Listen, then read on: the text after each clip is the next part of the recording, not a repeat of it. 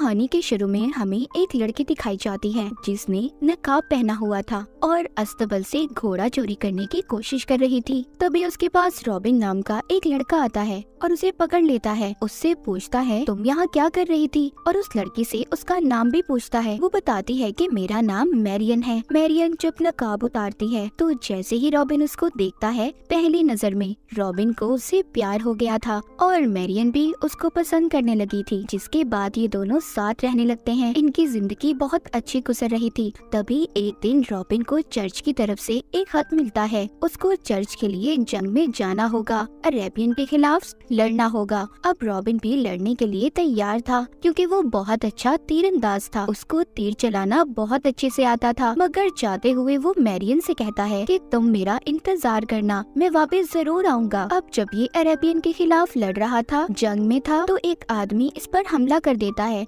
इससे पहले कि वो रॉबिन को मारता, उसका एक साथी उसे बचा लेता है। रॉबिन इस जंग में 2 साल तक लड़ता रहा। उन्होंने किले को फतह कर लिया था। पर जंग के बाद रॉबिन का जो कमांडर था, अपना जाने अपने ही लोगों को मार रहा था। जब एक बच्चे को यहाँ पर मारने के लिए लाया जाता है तो इधर उस बच्चे के डैड भी थे। वो कहते हैं मेरे बेटे को छोड़ दो, मैं तुम्हें सब बताने के लिए तैयार हूँ। पर कमांडर कुछ नहीं सुनता। वो उस आदमी के बेटे को मारने की कोशिश करता है, पर रॉबिन से ये सब नहीं देखा जा रहा था, इसीलिए वो कमांडर पर हमला कर देता है। लेकिन कमांडर ने उस बच्चे को मार दिया था। रॉबिन को भी उधर पकड़ लिया जाता है और एक तीर से उस पर हमला भी किया जाता है, जिससे रॉबिन बहुत ज्यादा जख्मी हो गया था। फिर इसके बाद हम देखते हैं रॉबिन को अब उसके घर भेज दिया गया था। जंग लड़ने के बाद रॉबिन जब अपने घर वापस आता है तो देखता है उसका घर खंडर में बदल गया था। वो दरअसल यहाँ पर मैरियन को ढूंढने आया था, जिसको वो यहाँ 2 साल पहले छोड़ कर गया था और उससे वादा कर गया था कि वो वापस जरूर आएगा। फिर वो चर्च के फादर के पास जाता है जो उसका दोस्त था। फादर बताता है कि हमें यहाँ पर खबर मिली थी कि तुम जंग में मर चुके हो, तो यहाँ के शेरिफ ने तुम्हारे घर को खाली करवा दिया और मैरियन को घर से बाहर निकाल दिया और अब वो इस शहर से बाहर रहती है जहाँ पर कोयले की कान है। रॉबिन अब उस शहर में पहुँच गया था जहाँ पर वो जाते ही अपने सामने मैरियन को देखता है। इससे पहले ये उसके पास जाता तो मैरियन के पास एक आदमी खड़ा था जिससे मैरियन बहुत ही मुस्कुराकर बातें कर रही थी। इसको समझ आ चुकी थी कि जब मैरियन ने इसकी मौत की खबर सुनी होगी तो जिसके बाद मैरियन ने शादी कर ली। ये सोचकर रॉबिन उसके पास नहीं जाता। रॉबिन को अब नहीं पता था कि उसे अब क्या करना है। जब ये बाहर जाने लगता है तो इसके सामने एक आदमी आता है जो इसका रास्ता रोक रहा था।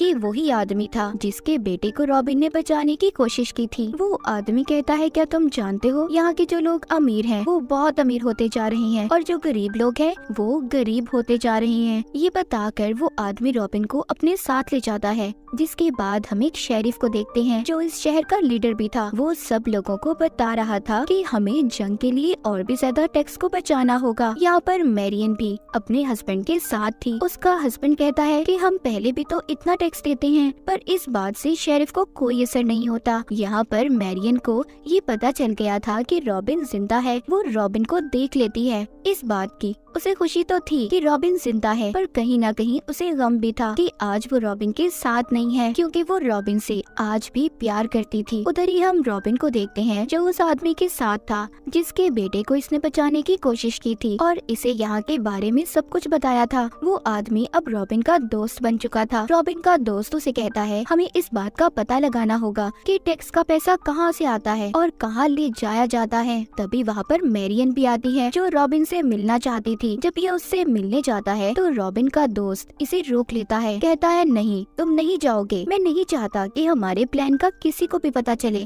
क्योंकि वो चाहता था कि रॉबिन अपनी पुरानी जिंदगी में वापस न जाए और यहाँ लोगों की मदद करे।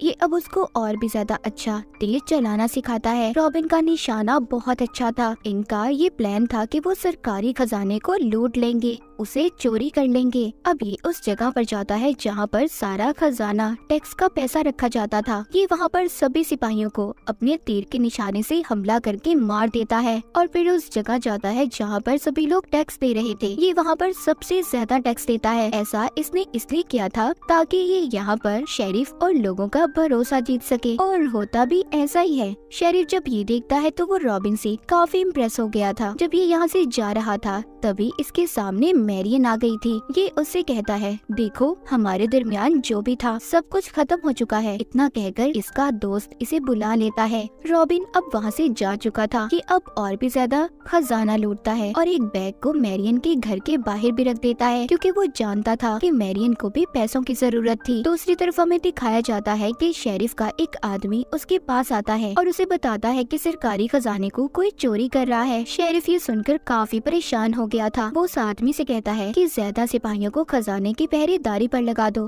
ताकि अब दोबारा खजाना चोरी ना हो सके। वो आदमी अब जाकर मैरियन को भी बताता है कि सरकारी खजाना चोरी हो रहा है। मैरियन उससे कहती है कि जो भी खजाने को चोरी कर रहा है वो गरीब लोगों की मदद करना चाहता है और हमें क्या है, और मैं तो यही चाहती हूँ कि वो और ज्यादा खजाने को चोरी करे। रॉबिन भी यहीं पर छुपकर मैरियन की बातों को सुन रहा था, जिसके बाद रॉबिन दोबारा से खजाना चोरी करता है और अब तो खजाने को गरीब लोगों में भी बांटने लगा था। रॉबिन की तीरंदाजी बहुत अच्छी थी। वो निशाने लगाने में माहिर था। लोग अब उसको अपना हीरो मानने लगे थे और उसका नाम उन्होंने रॉबिन हुड रखा था। शेरिफ इन सब बातों से परेशान हो चुका था, इसीलिए वो एक मीटिंग रखता है और उसमें रॉबिन को भी बुलाता है। शेरिफ बेचारे को तो पता ही नहीं था कि जिस पर वो भरोसा कर रहा था असल में उसका खजाना तो वही हीरो चुरा रहा था। मीटिंग में शेरिफ रॉबिन को बताता है कि अब हम किसी भी हालत में चोर को लाजमी पकड़ेंगे। जब रॉबिन ये सुनता है तो वो अपने दोस्त के पास जाता है और उसे कहता है कि जल्दी हमें सारा खजाना लूटना होगा। जब सारे खजाने को एक घोड़ा गाड़ी में लाया जा रहा था तभी उधर उसके सामने जानबूझकर रॉबिन का दोस्त आ जाता है और रॉबिन मौका देखकर उसके नीचे लटक गया था जहाँ पर ये लोग खजाने को ले जा रहे थे। तभी उधर एक आदमी ने रॉबिन को देख लिया था। सब इस पर हमला कर देते हैं, लेकिन वो तो बहुत ही अच्छा तीरंदाज था। वो सभी लोगों को मार देता है। रॉबिन ने नकाब पहना हुआ था, इसीलिए उसे कोई भी नहीं पहचान पाता। जाते हुए एक तीर रॉबिन के पैर में भी लग गया था, पर किसी तरह से ये यहाँ से निकल जाता है। इस तरह रॉबिन की जान बच गई थी। अब रॉबिन और उसके दोस्त को ये पता चलता है कि चर्च का हेड आ रहा है, जिससे ये काफी खुश होते हैं क्योंकि ये चाहते थे कि यहाँ पर आए। शेरिफ चर्च के हेड के लिए बहुत बड़ी पार्टी भी रखता है। इस पार्टी में रॉबिन का दोस्त भी आया था, जो यहाँ से चाबियां चुराकर मैरियन को दे देता है। दरअसल ये उस जगह की चाबियां थी जहाँ पर खुफिया कागज रखे हुए थे। मैरियन वहाँ जाकर उन कागजों को ले लेती है। दूसरी तरफ जब चर्च का हेड और शेरिफ बातें कर रहे थे तभी इनके पास रॉबिन आता है, जो अपने साथ अपने दोस्त फादर को लाया था और कहता है कि इस आदमी ने आपके एक आदमी से चाबी चुराई है। ये सुनकर शेरिफ उसको मारने वाला था, पर रॉबिन कहता है नहीं नहीं, आप इसे मारिए मत, बल्कि चर्च से इसे निकाल दें। ये इसके लिए बहुत बड़ी सजा होगी। शेरिफ भी उसकी बात मानकर फादर को चर्च से निकाल देता है। ये दरअसल रॉबिन का प्लान ही था कि ये दोनों उस पर भरोसा करें, और होता भी ऐसा ही है कि दोनों अब रॉबिन के सामने ही बातें करने लगते हैं। रॉबिन को पता चलता है कि ये इंग्लैंड के राजा को मारकर सब कुछ अपने हाथ में लेना चाहते हैं और इसके लिए इन्होंने अरेबियंस की भी मदद ली थी। शेरिफ चर्च के हेड से कहता है कि मैं अपने सिपाहियों को शहर से बाहर जो लोग रहते हैं उधर भेजूंगा। उनके पास जितने भी पैसे होंगे वो सबको लूट लेंगे।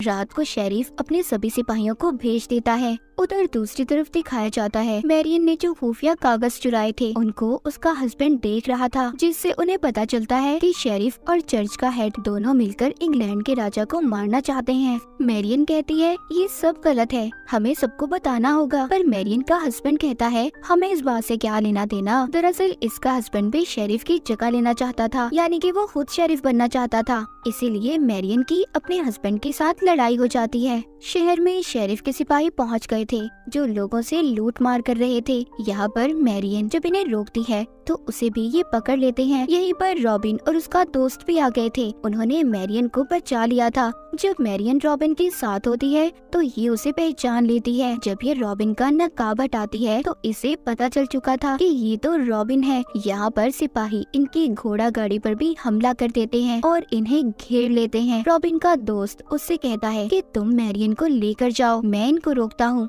और खुद शेरिफ के सिपाहियों से लड़ना शुरू कर देता है। पर सिपाहियों ने रॉबिन के दोस्त को पकड़ लिया था। उसको शेरिफ के सामने पेश किया जाता है। जब शेरिफ उससे रॉबिन हुड का पूछता है जो लोगों का हीरो था, ये शेरिफ को कुछ भी नहीं बताता, बाहर मैरियन का हस्बैंड सबसे कह रहा था कि हमें यहाँ से जाना होगा, पर तभी उधर रॉबिन आता है जो अपना नकाब उतारकर सबको दिखाता है। दरअसल कोई भी रॉबिन को नहीं जानता था। वो सबको शेरिफ और चर्च के हेड की चाल बताता है। कहता है हमें शेरिफ के साथ लड़ना होगा, हम जुल्म के खिलाफ लड़ेंगे। मैरियन का हस्बैंड भी उससे हाथ मिलाता है। फिर रॉबिन अपने दोस्त फादर के पास जाता है जिसको इसकी वजह से निकाल दिया गया था। उससे माफी मांगता है। वो इसको बताता है कि शेरिफ का खजाना सुबह चर्च में आने वाला है। जब खजाने को सुबह लेकर जा रहे थे तो रॉबिन उन सिपाहियों पर अपने लोगों के साथ हमला कर देता है। वहाँ पर जो नदी थी उसमें एक बहुत बड़ा धमाका होता है। जिस घोड़ा गाड़ी में खजाना जा रहा था वो नीचे गिर जाती है। रॉबिन के आदमी अब उस खजाने को कश्ती में जमा कर रहे थे। यहीं पर रॉबिन को एक तीर भी लग गया था। मैरियन उस तीर को निकालती है जिसे ऐसा करते देख उसका हस्बैंड देख रहा था। वो ये समझ गया था कि इन दोनों के दरमियान कुछ न कुछ तो है।